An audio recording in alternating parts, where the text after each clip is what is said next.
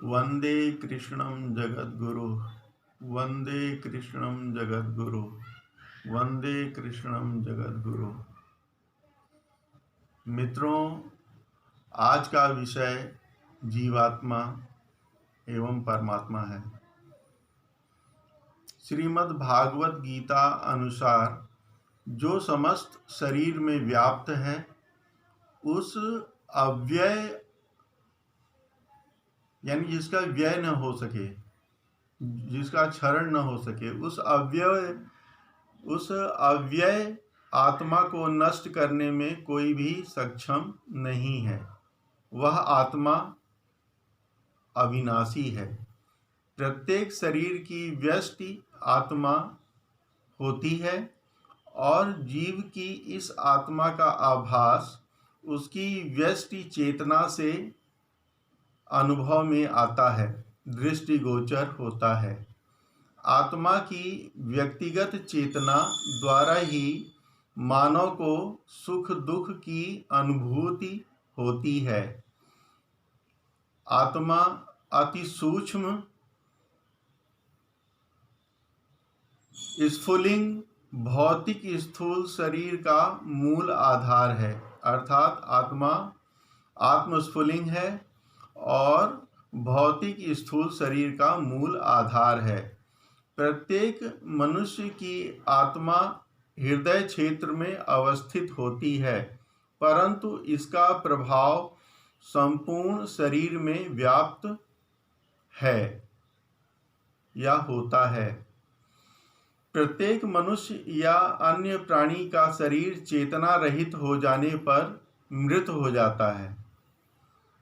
मृत हो जाने के बाद चेतना को किसी भी औषधि द्वारा, भौतिक उपचार से पुनः वापस नहीं ला सकते।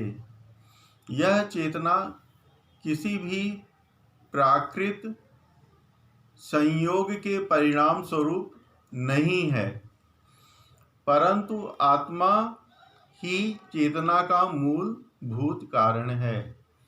आत्मा आकार में अत्यंत सूक्ष्म है, अतः आत्मा परम अणु है।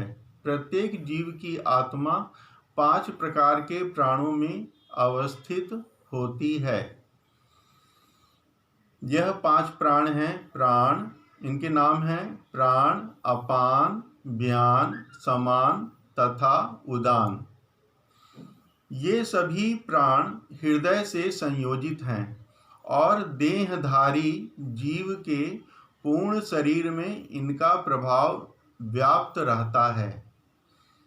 यानी कहने का तात्पर्य यही है कि इन सब के कारण ही शरीर जीवित रहता है। ये जो 5 प्राण हैं, ये अति महत्वपूर्ण हैं।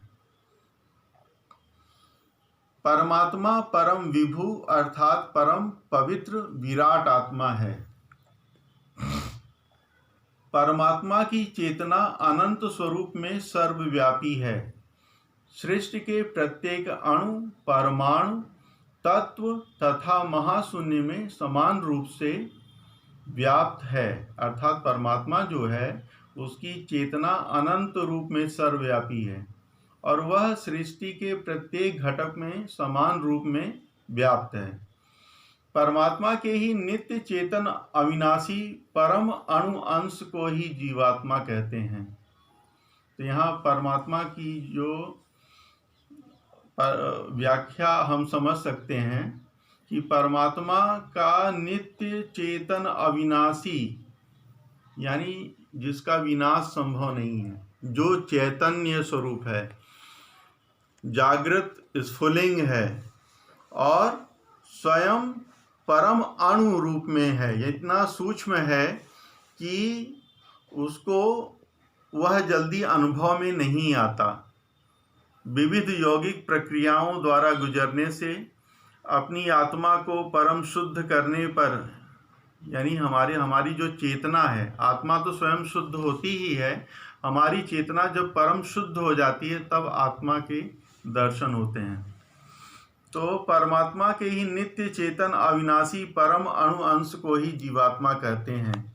जिस प्रकार मनुष्य पुराने वस्त्रों को त्याग कर नवीन वस्त्र धारण करता है, उसी प्रकार आत्मा पुराने, रुग्ण और व्यर्थ शरीर को त्याग कर नवीन भौतिक स्थूल शरीर धारण करता है। आत्मा शाश्वत, अकल्पनीय तथा अपरिवर्तनीय है। यही कथन श्री कृष्ण भगवान ने अर्जुन को शोक रहित और कर्म करने के लिए प्रेरणा देते हुए कहा था। यानी अर्जुन को कर्म करने के लिए प्रेरणा देने के लिए और शोक और संताप से विमुक्त करने के लिए आत्मा के विषय में यह ज्ञान भगवान श्री कृष्ण ने दिया था। अब हमारा ये जो शरीर है, इसमें मैंने बताया कि 5 दिव्य प्राण होते हैं, उनकी जानकारी अभी दी। और इनके कोष होते हैं, जैसे अन्नमय कोष, मनोमय कोष, प्राणमय कोष, विज्ञानमय कोष और आनंदमय कोष। तो ये 5 कोषों में असीमित दिव्य शक्तियाँ और अलौकिक दिव्य विभूतियाँ होती हैं। जब ये 5 चक्र जागृत हो जाते हैं तो मनुष्य पूर्ण रूप से परिष्कृत हो जाता है। मनुष्य पूर्ण रूप से परिष्कृत हो जाता है। इसी तरह मनुष्य के जो शरीर है वो भी 3 प्रकार के माने जाते हैं। शास्त्रों में वर्णन है स्थूल, सूक्ष्म और कारण। तो मानव शरीर जो है बड़ा ही विलक्षण है और इस मानव शरीर को पाकर हम अपने जीवन का मूल लक्ष्य प्राप्त करें, इसीलिए परमात्मा हमें यह दिव्य देह प्रदान करता है। तो आज मैंने आपको आत्मा के विषय में, आत्मा अर्थात प्रत्येक जीव की जो आत्मा है, उस विषय पर थोड़ा संक्षिप्त विवरण दिया। आशा करता हूँ आप लोगों को पसंद आएगा। धन्यवाद। वंदे कृष्णं जगद्गुरु, वंदे कृष्णं जगद्गुरु, वंदे कृष्णं जगद्गुरु।